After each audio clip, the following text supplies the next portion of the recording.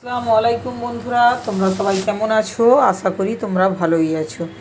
এই দেখো, আজকে অন্য একটা পকোড়া বানাচ্ছি। এই যে ভেতরে দেখো, এই দেখো ডাল আছে, এতে আছে ডাল, গোবিন্দভোগ চাল দিয়েছি, কাঁচা লঙ্কা, এগুলো একসঙ্গে পেস্ট করে নিয়েছি। তারপরে একটু বেসন দিয়েছি, একটু আলুকে গ্রেট করে দিয়েছি। তারপরে যে পেঁয়াজ আছে, তারপরে একটু মানে আদা বাটা আছে, তারপরে একে একে নুন আছে, একে একে সব মশলা। আর যে ওপরে দিয়ে দেখতে পেলে ওই যে একটু বেকিং সোডা দিয়েছি। এইটা খেতে খুব ভালো লাগে, এইগুলো দিয়ে করে খেয়ে দেখবে, খুব ভালো লাগে। আর আদাটা দেওয়ার কারণ হচ্ছে ওই যে মানে ডাল, যেহেতু ডাল না, একটু কাঁচা গ্যাস করবে, গন্ধটাও চলে যাবে, খুবই ভালো লাগে। এভাবে খেয়ে দেখবে। এই যে জল দিচ্ছি, দিয়ে আমি করে নিচ্ছি।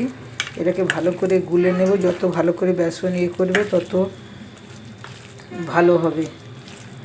এই যে সুন্দর করে মাখিয়ে নিচ্ছি একসঙ্গে। এতে গোটা লঙ্কা বাটা দিয়েছি।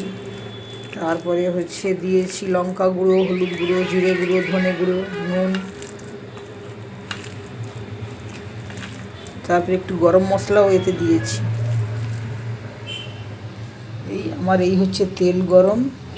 এই দেখো, তেল অলরেডি গরম হয়ে গেছে। দেখি ওই যে ভাজা হয়ে গেছে, তার মানে তেল অলরেডি আমার গরম হয়ে গেছে। একটা দিয়েই দেখি, ওই যে বন্ধুরা হচ্ছে,